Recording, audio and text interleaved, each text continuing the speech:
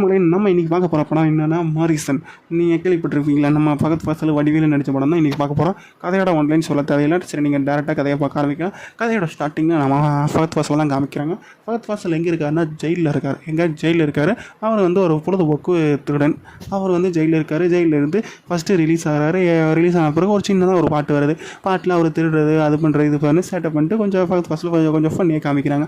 அப்புறம் என்ன ஆகுதுன்னா, நம்ம பகத் ஃபாசில் வந்து ஒரு தேட்டருக்குள்ளே போகிறாரு. தேட்டருக்குள்ளே போய் படத்தை பாட்டு ஒரு பாதி படம் முடிகிற அளவுக்கு வெளியே வந்துடுறாரு. வெளியே வந்து பைக் ஸ்டாண்டை வந்து எந்த பைக்கு சாவியோடு இருக்குது, எந்த பைக்கை திருடலான்னு சொல்லி பாட்டுருக்காரு. ஒரு பைக் வந்து சாவியோடு இருக்குது. அந்த பைக் எடுத்து வெளியே வரும்போது வாட்ச்மேன் பாட்டிருக்காரு. என்ன பாதியில் போகிற அப்படின்னு கேட்குறாரு வாட்ச்மேனு.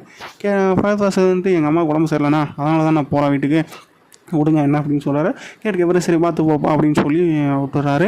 அப்புறம் என்ன, நம்ம பகத் ஃபாசில் வெளியே வந்து வண்டி ஓட்டிகிட்டு சும்மா ஜாலியாக வண்டி ஓட்டிகிட்டு வர்றாரு. அப்புறம் திடீர்னு ஒரு வீட்டுக்கிட்ட நிறுத்துறாரு. ஒரு வீட்டுக்கிட்ட நிறுத்தின பிறகு அங்கே வீட்டுக்குள்ளே போய் சரி நம்ம கை வரிசையை காமிக்கலாம் அப்படின்னு சொல்லி வீட்டுக்குள்ளே இறங்கி போகிறாரு.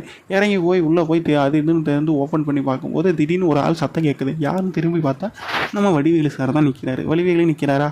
அவர் நிற்கிறது என்ன, ரெண்டு பேரும் ஃபேஸ் டு ஃபேஸ் பார்க்குறாங்க. ரெண்டு பேரும் ஒரு மாதிரி பயந்துடுறாங்க. அப்புறம் வடிவேலை வந்து கட்டி போட்டு வச்சுருக்காங்கன்னு யான்னு கடைசியில் சொன்னால் தான் உங்களுக்கு புரியும். வடிவேலை கட்டி போட்டு வச்சுருக்காங்க. வடிவேலு வந்து எனக்கு வந்து ஞாபகம் மருதி இருக்கப்பா, அதனால தான் என் பையனை என்னை கட்டி போட்டு வச்சுருக்கான், நீ காப்பாற்றினா நான் உனக்கு பணம் தரேன், என் அக்கௌண்ட்டில் பணம் நிறைய இருக்குது, எங்கள் வீட்டில் எல்லாம் ஒரு ரூபா கூட இல்லை அப்படின்னு சொல்கிறான். சரி, பகத் ஃபாசிலும் அதை நம்பி அவன் வடிவேலை காப்பாற்றி வெளியே கொண்டு போகிறாரு. ரெண்டு பேரும் பைக்கில் கொஞ்சம் தூரம் என்னையே போய் ஏடிஎம் இருக்குங்களா அங்கே போகிறாங்க. அப்புறம் வந்து பகத் ஃபாசில் வந்து ரோட்டில் போகப்போ கேட்குறாங்க, உங்களுக்கு தான் எல்லாமே மறந்துருந்தேன், ஏடிஎம் பாஸ்வேர்டு மட்டும் பின் நம்பர் மட்டும் எப்படி ஞாபகம் இருக்கும்? இல்லைப்பா, வடிவேலு சொல்கிறாரு, இல்லைப்பா எனக்கு ஏடிஎம்மோட பக்கத்தில் போனாலும் எனக்கு அந்த பாஸ்வேர்டோட ஞாபகம் வந்துடும், பின் நம்பரோட ஞாபகம் வந்துடும் அப்படின்னு சொல்கிறாரு. அப்புறம் என்ன, ரெண்டு பேரும் பக்கத்துக்கு ஏடிஎம்க்கு போகிறாங்க. நம்ம வடிவேலு வந்து உள்ளே போய் 25,000 எடுக்கிறாரு. ஏன்னா அதில் டெய்லி கார்டு லிமிட் வந்து 25,000 தான் எடுக்க முடியும்னு சொல்லி எடுக்கிறாரு. எடுத்து காசு என்னும்போது பகத் ஃபாசில் வெளியே இருந்து பார்த்துட்றாரு. ஏன்னா மிச்ச பேலன்ஸ் அவைலபிள் பேலன்ஸ் காமிக்குது. அதில் 25 lakhs இருக்குது.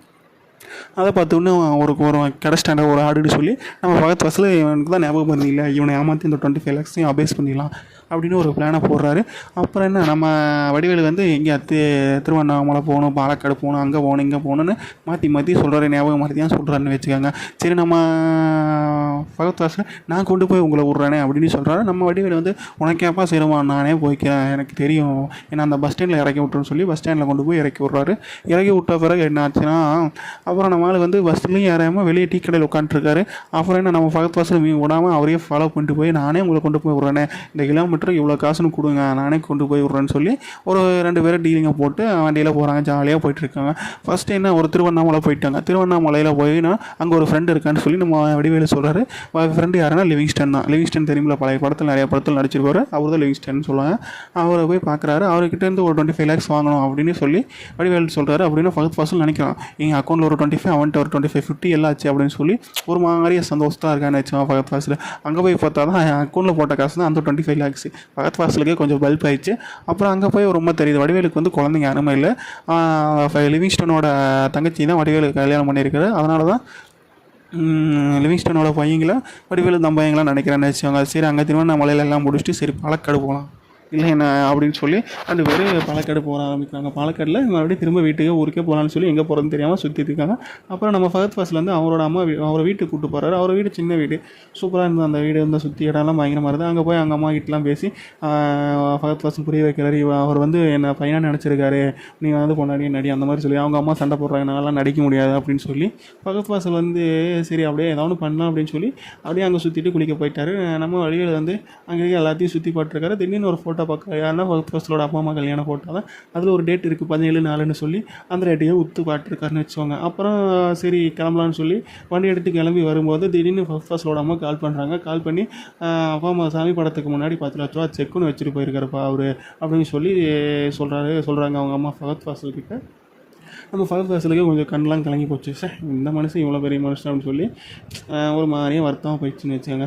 அப்புறம் என்ன, அப்படியே பகத் ஃபாசில் வந்து 2 பேரும் நியர்பை ஹோட்டலில் ரூம் எடுத்து தங்கியிருக்காங்க. அப்புறம் வந்து திடீர்னு பகத் ஃபாசில் வந்து ரூம் பாய் கிட்ட காசு எடுத்து கொடுக்கும்போது அவர் பர்ஸ் யார் பர்ஸ்னால் வடிவேலு பர்ஸ் வந்து காசு எடுத்து கொடுக்கும்போது நிறைய சிம் கார்டெலாம் விழுகுது. ஏன்னா விழுகுது. இவருக்கு வேறு ஒரு சந்தேகமாக போச்சு, ஏன் இவ்வளோ சிம் கார்டு வச்சுருக்கான்னு சொல்லி.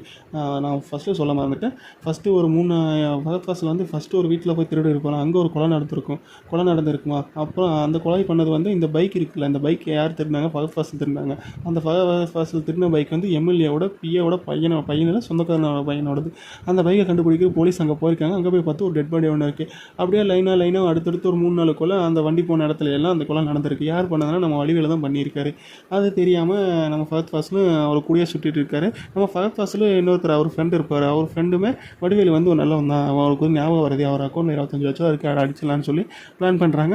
திடீர்னு ஃபகத் ஃபாசில் வந்து அந்த சிம்மு கொட்டிச்சில் பர்ஸ் இருந்து அதெல்லாம் இது பண்ண பிறகு அந்த ஃபஸ்ட்லேயே ஒரு ரூம் எடுத்து தங்கியிருப்பாங்க. அந்த ரூமோட ஃபுட்டேஜ் பார்க்குறாரு. நம்ம வடிவேலு வந்து அவருக்கு ஃபகத் ஃபாசில் 2-3 பேர் ட்ரிங்க்ஸ் பண்ணுவாங்க. அதில் மயக்க மருந்து கொடுத்து ஃபகத் ஃபாசிலோட வண்டி எடுத்து போய் கொலை பண்ணிட்டு மறுபடியும் அது எதுவும் தெரியாமல் அங்கேயே வீட்டுக்கே வந்துருவார்னு வச்சுக்கோங்க, ரூமுக்கே வந்துருவார். இந்த உண்மையெல்லாம் தெரிஞ்சு ஃபகத் ஃபாசில் வந்து அவன் ஃப்ரெண்டுக்கிட்டலாம் சொல்கிறான். அந்த ஃப்ரெண்டு வந்து நம்ம வடிவேலை கடத்திட்டு ஒரு இடத்துக்கு போனோம். ஏன்னா அந்த ஃப்ரெண்டுமே ஒரு இதாக தான் இருப்பான். எதுக்காக நம்ம வடிவேல் வந்து எல்லாத்தையும் கொலை பண்ணுறாருன்னா, அவரோட ஒய்ஃப் என்னென்னா அவங்க ஒய்ஃபு இறந்துருப்பாங்க. அவர் ஒய்ஃபுக்கு வந்து ஞாபக மறதியாக இருக்கும். ஞாபக மறதியாக இருக்கும். அதனால் அவங்க வந்து இறந்துருப்பாங்க. எதுக்கு இறந்துருப்பாங்கன்னா, இந்த மாதிரி அந்த ஃபகத் ஃபாசிலோட ஃப்ரெண்டு இருக்காங்க தெரியுமா, அவங்க வந்து 16-17 வயசு ஸ்கூல் பிள்ளைகளை இது பண்ணி ரேப் பண்ணி கொண்டு வருவாங்க. அந்த விஷயத்துக்காக போராடி இருப்பாங்க. கடைசியில் அவங்களே சூசைட் பண்ணியிருப்பாங்க. எதுவுமே பண்ண முடியாதுன்னு சொல்லி வடிவேலு வந்து ஒரு விரக்தியில் இருக்கும்போது சரி அவங்க எல்லாத்தையும் கொண்டுடலாம் அப்படின்னு சொல்லி எல்லாத்தையும் லைனாக கொண்டுட்டு வருவோம். கடைசியாக பார்த்தா நம்ம ஃபகத் ஃபாசிலோட ஃப்ரெண்டுமே இந்த கேங்கில் இருப்பான். அவனை கடைசியாக கொல்றதுன்னு தான் இதோட கதை. அவனை கொன்னது வந்து ஃபகத் ஃபாசிலுக்கு வந்து கடைசியில் ஒரு உண்மை எல்லாமே தெரிஞ்சிடும், என் ஃப்ரெண்டு இது மாதிரி தான் பண்ணுறான்னு. ஃபகத் ஃபாசில் தான் அவனை கொன்றுவான். அந்த பழியை வடிவேலு ஏற்றுக்கும். 2 பேரும் கடைசியில் ஜெயிலுக்கு போவாங்க பேசிட்டு. இவ்வளோ தான் கதை முடிஞ்சிச்சு. உங்களுக்கு பிடிச்சிருந்தா சப்ஸ்கிரைப் பண்ணுங்கள், லைக் பண்ணுங்கள்.